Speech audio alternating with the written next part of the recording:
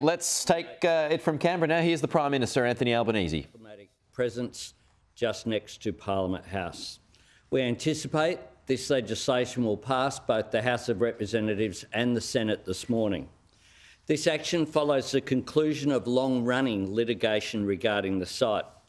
The Federal Court found that an eviction order made by the National Capital Authority was invalid, and this matter was concluded a couple of weeks ago on the 31st of May. The government has received very clear security advice as to the risk presented by a new Russian presence so close to Parliament House.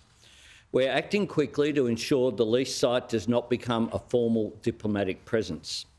The government condemns Russia's illegal and immoral invasion of Ukraine.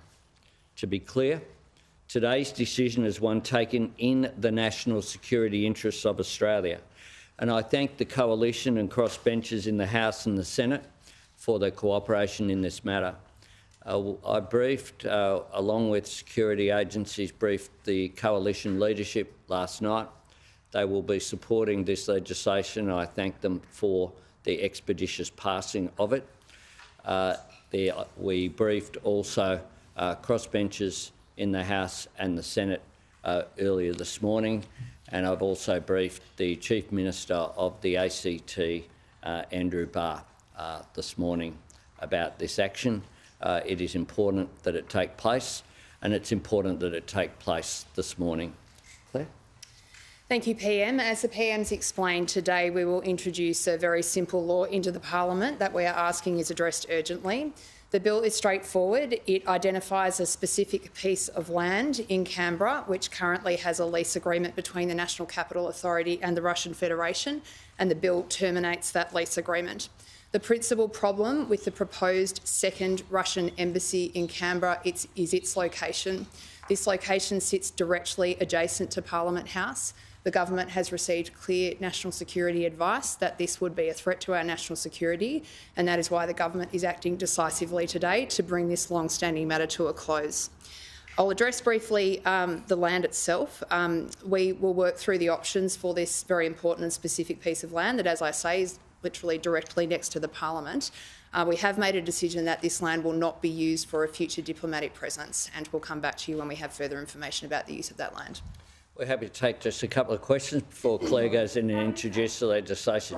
Just David. This has got symbolic importance, of course, in terms of a message to Russia, but at the moment we've got talk about an offensive in Ukraine against Russian forces. There hasn't been a new Australian contribution on the military front to Ukraine since late last year.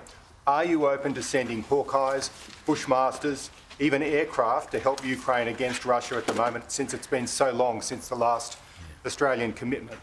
Well, it's not right that there hasn't been increased Australian contribution. When you make an announcement of Bushmasters, it doesn't mean that the 90 Bushmasters arrive the next day. They're being built and transported to Ukraine. Australian soldiers are training Ukrainian soldiers in the United Kingdom, and there are a range of ways in which we are providing support. We are working consistently along with the Department of Defence to see what we can do to add further support to Ukraine.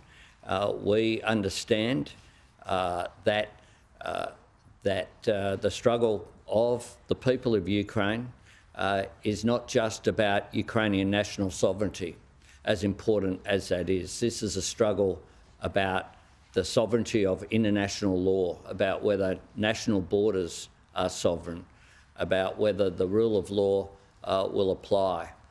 And so we stand very strongly with the people of Ukraine, but we are continuing to make contributions and continuing to provide support, which is occurring every day, every week and every month.